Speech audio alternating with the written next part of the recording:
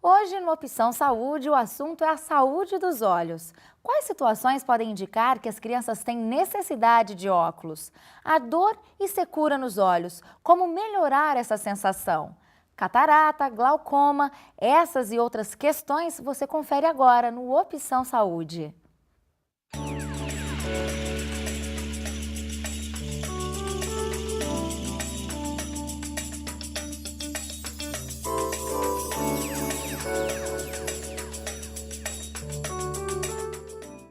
Bom, e para tirar as nossas dúvidas sobre a saúde dos olhos, temos o prazer de receber aqui em nosso estúdio o oftalmologista Raul Gonçalves Paula. Doutor, obrigada pela sua presença em nosso programa. Estamos aqui à disposição. Bom, para começar então esse nosso bate-papo, vamos começar falando da saúde dos olhos, né, da visão das crianças. Qual é a idade certa? Quando levar a criança para realizar o exame ocular, doutor? Na verdade, tem um conceito que as pessoas se esquecem, ou é pouco divulgado, né? É que a criança não nasce enxergando 100%. É mesmo? Nenhuma criança nasce enxergando 100%. Você pegar a criança, por exemplo, de 1 ano de idade, ela vai ter em torno de 10 a 15% da visão de um adulto. É mesmo, doutor? E à medida que essa criança vai crescendo, os olhos vão se desenvolvendo. Da mesma forma que o desenvolvimento da fala, do andar, né? da criança crescer em termos de estatura, também o desenvolvimento dos olhos também acompanha o crescimento da criança.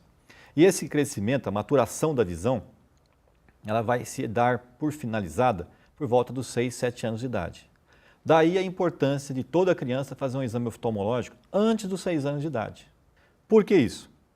Porque se uma criança tiver um olho dela, não precisa ser os dois, se ela tiver um olho onde a visão esteja muito baixa por algum motivo, por exemplo, grau de óculos. A criança tem ou uma miopia, uma hipermetropia, ou um astigmatismo. Então aquele olho vai estar com a visão borrada. Se o outro olho for bom, o cérebro começa a receber só a imagem de um olho e o outro ela recebe borrada. Existe um mecanismo chamado supressão de imagem. Então, aquela visão borrada, o cérebro começa a suprimir a imagem que não interessa. E ele começa a treinar, então, só o olho que está enxergando bem. Entendi. Aquele olho começa a ficar fraco por causa disso. Isso nós damos um nome de ambliopia, que seria, ambrio vem do grego, quer dizer preguiçoso. Então, seria um olho preguiçoso. Então, se você não treinar esse olho, não detectar esse problema antes dos 6 anos de idade, depois dos 6 anos você vai colocar óculos naquele olho só de enfeite. A ambliopia, ela incide em 6% da população de crianças, 6%. Então, ou seja, de cada 100 crianças, nós temos certeza que tem em torno de 6 crianças com problema de ambliopia. Então, é importante que toda criança faça o exame, porque ela não vai reclamar. Uma criança que estiver enxergando mal de um olho, ela não vai falar para a mãe que está enxergando mal. Sim. Daí a importância, né, o papel do professor nesse processo, né? Porque ele pode perceber isso durante a fase já escolar. É isso que eu ia dizer, porque ali 6 anos de idade, logo em seguida, meio que nesse período, a criança já começa esse processo de alfabetização, né? De Exatamente. escola e leitura, né? Agora, doutor, ler com pouca luz, jogar videogame, usar o computador, essas questões diárias, assim, podem prejudicar a visão? Na verdade, a palavra certa, prejudicar a visão, não. Né? O que prejudica a visão são esses fatos que eu falei para você, de você ter um grau de óculos para usar antes dos 6 anos de idade, onde a visão está se formando e você não dá as condições para a visão se formar. A partir do momento que a visão atingiu a sua formação, aí você vai ter as chamadas astenopias, né? Que é aquele cansaço visual que você tem quando você força, se você tiver algum problema já. Se você não tiver o problema, isso não vai causar nenhum transtorno. Agora, se você tem uma miopia, ou seja, aquela criança que já não enxerga bem de longe, então se você colocar ela numa situação em que ela precisa enxergar de longe, num banco escolar, ela está sentada na última carteira, ela vai se aproximar da lousa para poder enxergar. Se ela tiver uma hipermetropia, que é um olho mais curtinho, aquela criança, na hora que colocar para ler, ela vai ter dificuldade em focar para perto, então ela vai começar a ter dor de cabeça para fazer isso. Né? Então, de acordo com o problema, e você colocar a pessoa na situação que ela for utilizar a visão, aí ela vai se manifestar o problema. Então você pode ter dor de cabeça, começa a trocar linha, se aproximar dos objetos. Isso tudo são consequências de você já ter o problema. Não que você está lá usando o computador, se você tiver um olho normal, você não vai ter dificuldade nenhuma. Doutor, e quais situações no dia a dia, como a gente está comentando agora, podem indicar se a criança tem algum problema de visão ou não? Quais detalhes ficar atentos, assim? Por exemplo, existe um negócio chamado estrabismo. Estrabismo é um olho torto. Então, se você pegar dentro dessa faixa que eu falei da prevenção, da prevenção à cegueira da ambliopia, que a maior causa de cegueira reversível no mundo é a ambliopia. Porque se você atuar antes dos 6 anos de idade, você reverte o problema. Tá? Então, se a criança tiver um olho torto, que é o estrabismo, o que vai acontecer com o olho torto? O cérebro vai pegar duas imagens. Né? Uma imagem que está com aquele olho que ela está fixando e o outro que entortou. Aquele que entortou, você vai pegar uma outra imagem. Duas imagens para o cérebro, ele fica confuso. Então, ele suprime uma das imagens. O mesmo efeito de ter problema de grau de óculos e não colocar. Outro problema que você pode ter é uma pálpebra caída. Então, tem aquelas pálpebras que derruba, que a gente chama de pitose. Então, quando um olho fica mais fechadinho e o outro mais aberto, que vai atingir o eixo visual, isso também vai causar problemas de a imagem não chegar nítida no fundo dos olhos. Então, esses pacientes precisam de ter esses problemas sanados. Depois que ela atingiu a maturação visual, aí você entra na idade escolar, né? Então, tem o ensino fundamental, a pré-escola e etc. Nessa fase, entre os 7 até os 12 anos de idade, você começa a ter uma incidência em torno de 20%, que é uma incidência bastante alta, quer dizer, cada 100 crianças, 20 delas vão ter algum tipo de problema, do tipo miopia, astigmatismo e hipermetropia. No caso da miopia, a criança vai se aproximar dos objetos, você vai pôr ela sentada para assistir televisão, ela vai levantar e vai querer chegar perto, porque ela só enxerga de perto. Na hipermetropia, é aquela criança que perde um pouco a atenção, tem dor de cabeça para ler, fica trocando linha para ler. Né? E no astigmatismo, que pode estar casado tanto com a miopia quanto com a hipermetropia, ela vai borrar a imagem. Em ambos os casos, a criança pode ter dor de cabeça e um mau aproveitamento escolar. Bom, legal. E a partir de quantos anos há maior probabilidade da ocorrência de problemas de visão? É o que você confere no próximo bloco aqui do Opção Saúde. Até lá!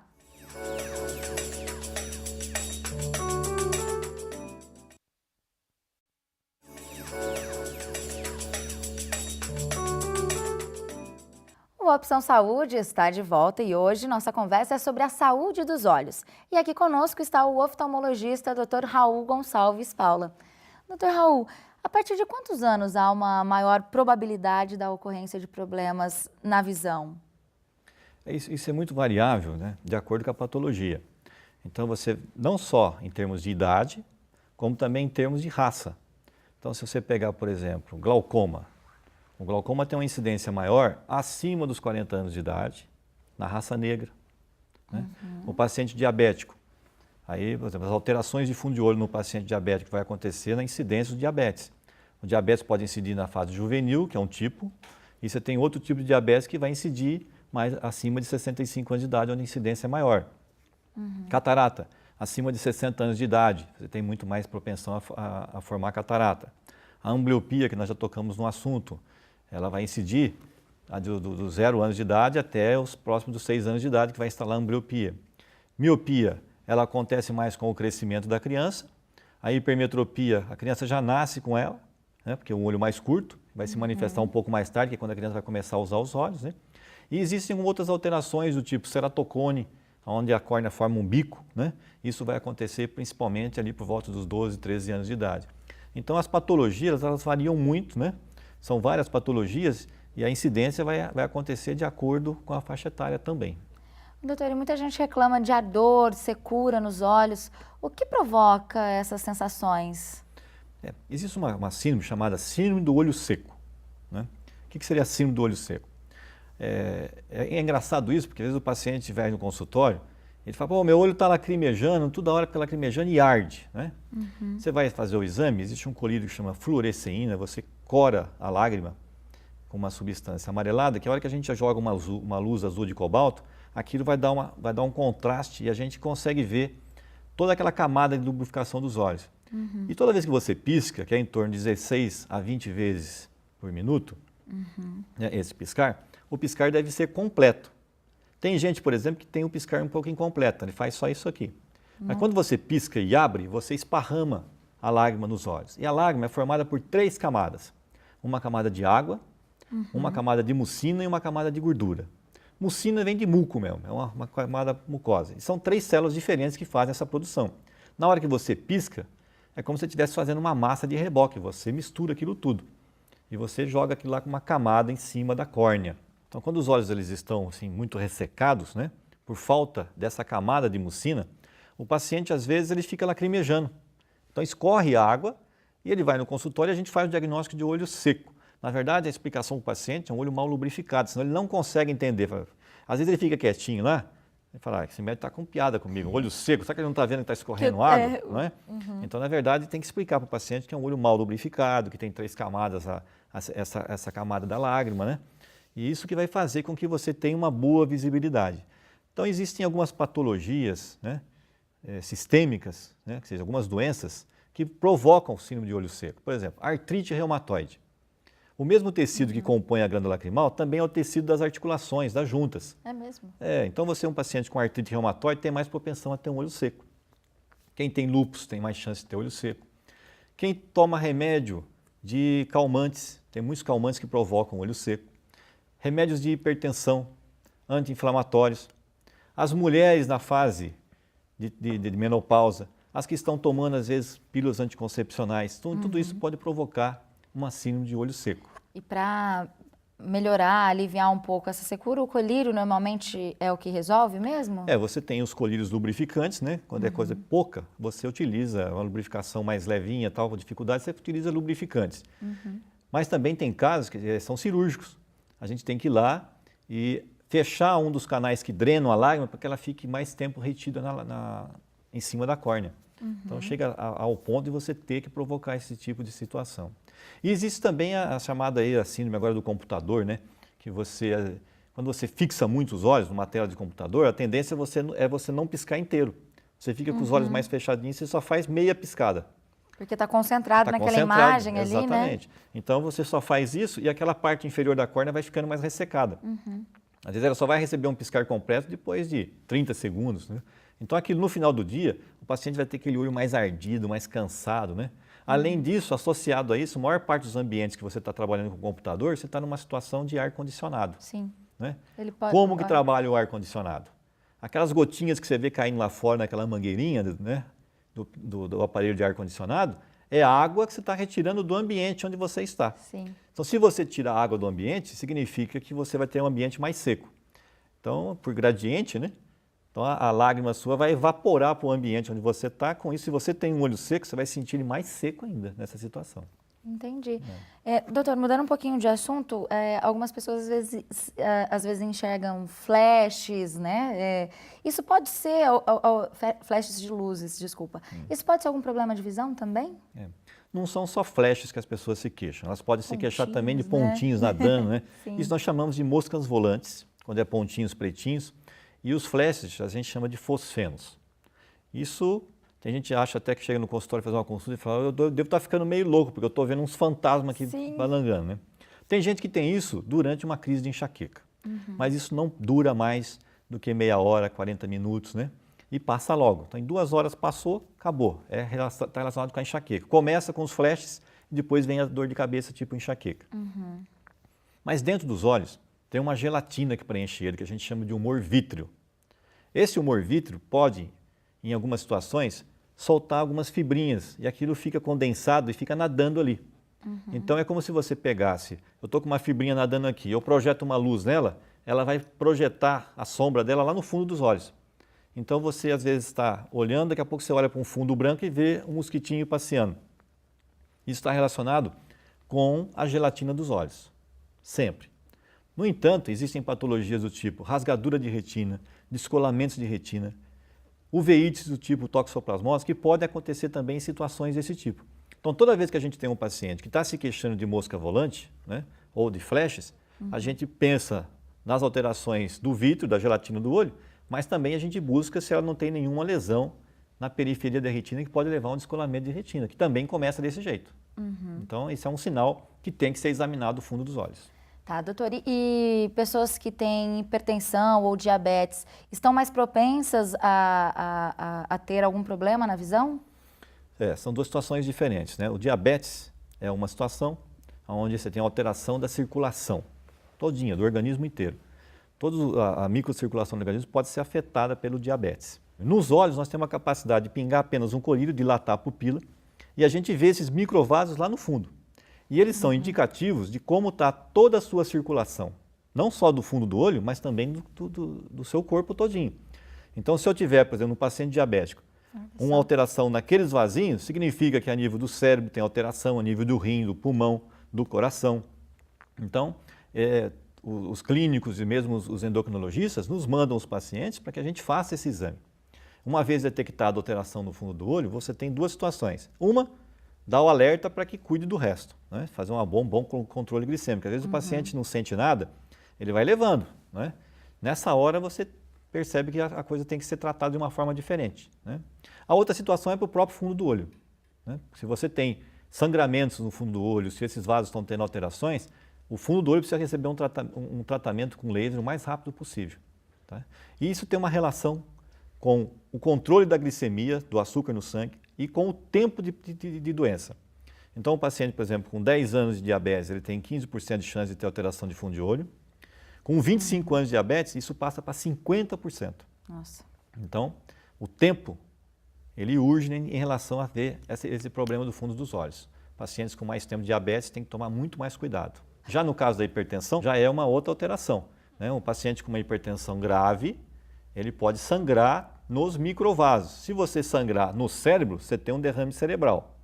Se você fizer um sangramento a nível de coração, ou você vai ter um infarto. Se você fizer no pulmão, você vai ter uma embolia pulmonar, né? Se você fizer nos olhos, você pode também ter um derrame, né? Então, são alterações por causa do pico hipertensivo. Subiu a pressão, também pode dar alteração no fundo do olho.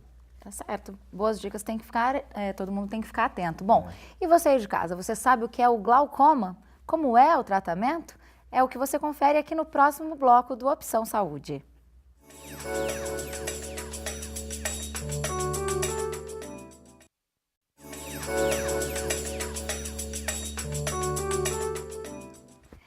Hoje no Opção Saúde recebemos aqui o Dr. Raul Gonçalves Paula para falar sobre a saúde dos olhos. Doutor, quando a gente vai ao oculista, normalmente é feito um exame, né, chamado, que consulta a pressão ocular. Qual a importância desse exame, qual a ligação dele com o glaucoma?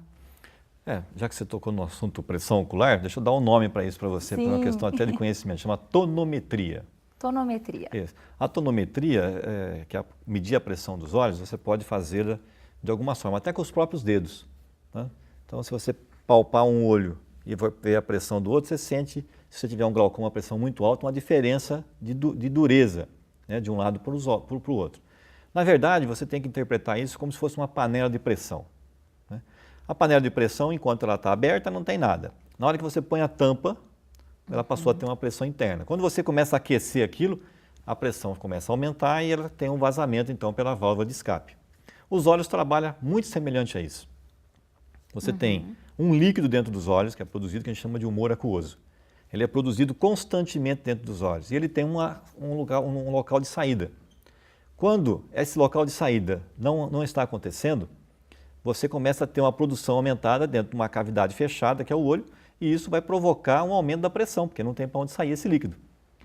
Essa pressão muito alta começa a comprimir o nervo óptico lá no fundo dos olhos. E aí a pessoa começa a ficar cega. Um dos primeiros sintomas é você começar a perder campo visual, né? Porque você começa a comprimir o nervo, primeira coisa, existe um negócio chamado campo visual, onde você enxerga, por exemplo, eu estou olhando para vocês aqui, mas eu tenho todo esse campo de extensão aqui na minha lateral. No glaucoma, você começa a perder isso, perder, vai chegar um ponto que você vai estar enxergando como se fosse por dentro de 2 tubinhos. É mesmo? E uma pessoa desse jeito, ele vai tropeçar, né? E não vai conseguir deambular direito, e a visão vai fechando, até que de repente some tudo, tá? Isso é o grande problema do glaucoma. Pra você ter uma ideia, é a maior causa de cegueira no mundo, mas a causa irreversível. Porque uma vez instalado isso e chegou no ponto de perder campo, você não recupera mais o campo, né? E o glaucoma ele tem algumas peculiaridades. Acima dos 40 anos de idade, quer dizer, 6% da população pode ter glaucoma, população geral. Mas existem peculiaridades do tipo, acima dos 40 anos de idade você tem mais chance de ter glaucoma, então tem que medir a pressão obrigatoriamente uma vez por ano, pressão dos olhos, né? A raça negra tem mais chance de ter glaucoma. Os pacientes que são altos míopes também têm mais chance de ter glaucoma. E quem tem parente na família com glaucoma já. Então o fator hereditário também está relacionado. Bom, e como é feito o tratamento do glaucoma, doutor? Porque o senhor disse que a cegueira é irreversível, né? Mas dá para tratar o glaucoma, dá para conseguir reverter o quadro? Primeiro tratamento é o preventivo, né? Então, você medindo a pressão dos seus olhos uma vez por ano, você está evitando de pegar uma pressão que apareça aí que você não está sentindo. Porque 95% dos casos de glaucoma são do tipo glaucoma de ângulo aberto, que a gente chama. 95%. Ângulo aberto, ele não dá sintoma nenhum, você não tem dor. E aí você vai perdendo o campo, quando a pessoa percebe, já está no final, né? Já o glaucoma agudo, ele dá muita dor. Então você está bem, de repente a pressão do seu olho sai, a pressão normal que vai de 10 a 20, ela vai para 40. Aquilo dá uma dor violenta, a pessoa acha que tem até dor de cabeça, o olho quer saltar para fora, vai no pronto-socorro. E aí sim você tem 24 horas para atuar nesse olho, senão ele perde a visão definitivamente. E tomar muito cuidado, porque isso pode ser confundido com crise de enxaqueca, né? A pessoa chega a vomitar de tanta dor que ela sente, né? Já o glaucoma crônico, né, que é aquele que vai subir na pressão aos pouquinhos, que são esses 95%, você tem a forma preventiva de ir medindo a pressão. Se você pega a pressão, por exemplo, que chegou próximo dos 20, nós temos uma série de exames que a gente pede para o paciente para ver se ele tem propensão a fazer os glaucomas. E aí a gente entra com colírio. São colírios que fazem a pressão do olho baixar. Somente uma pequena parcela, quando os colírios não resolvem, que a gente opera.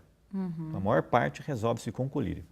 Ai, que bom. Doutor, uma outra doença muito comum que atinge os olhos também é a catarata, né? Agora, quais os principais sintomas que indicam que uma pessoa pode estar com a catarata? Catarata, nós podemos dizer o seguinte: quem não teve, vai ter. É mesmo? Todo mundo? Todo mundo vai ter, né? Tem criança que já nasce com catarata, que é a catarata congênita. Tem catarata traumática, quando você bate o olho, você pode chacoalhar as estruturas internas e você pode também provocar uma catarata. Tem catarata que acontece por choque elétrico, que você passa corrente pelo seu corpo, ele passa lá pelo cristalino e vai dar catarata. Na verdade, a catarata, nós podemos explicar assim: você tem uma lente dentro dos olhos que chama cristalino. Esse cristalino, ele é responsável para dar o foco. Eu estou olhando para você, a sua visão, eu estou captando a sua imagem, ela vai chegar nítida lá no meu fundo dos olhos. Quem faz isso é o cristalino, ele focaliza a imagem, ele dirige a imagem para dar o foco. É como se você tivesse uma lente dentro do seu olho em torno de 30 graus, para você ter uma ideia. Nossa. Quando você tem catarata, essa lente que você tem naturalmente dentro dos olhos, ela começa a ficar amarelada. E aí a imagem não passa mais por ela, ela perde a transparência. Aí você tem que fazer o quê? Tirar esse cristalino, que é a cirurgia da catarata, e você tem que implantar uma lente dentro dos olhos. Então, se você for ver quem está operando cirurgia de catarata, a lente vai variar em torno de 20 até 30 e poucos graus, porque varia de paciente para paciente o poder de convergência dessa lente. Com certeza. Agora, doutor, qualquer pessoa, independente, assim, mesmo que saudável, com qual frequência deve procurar um oftalmologista, fazer um exame ocular para saber se está tudo ok com a saúde dos olhos? O ideal é que todo mundo procurasse um oftalmologista, né?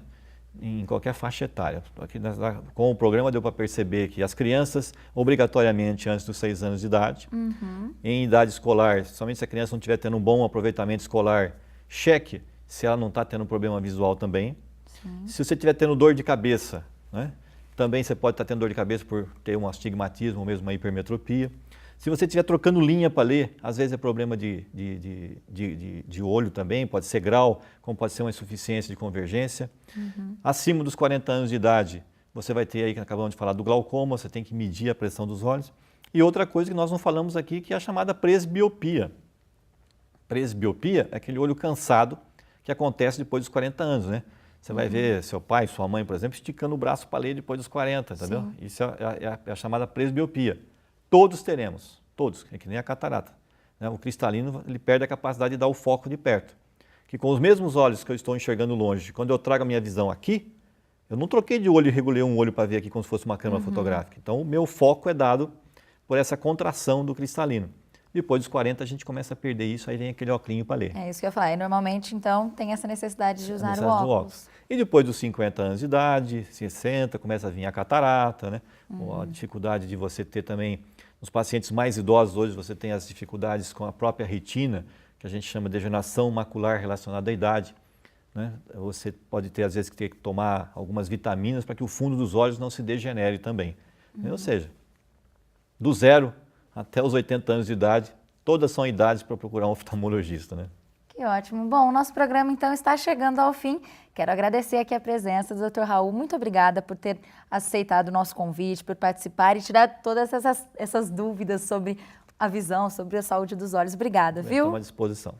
Bom, então, lembrando você aí de casa que você pode conferir esse e todos os outros programas já exibidos na hora em que quiser. É só você acessar o nosso site. E a gente se encontra na semana que vem no próximo Opção Saúde. Até lá!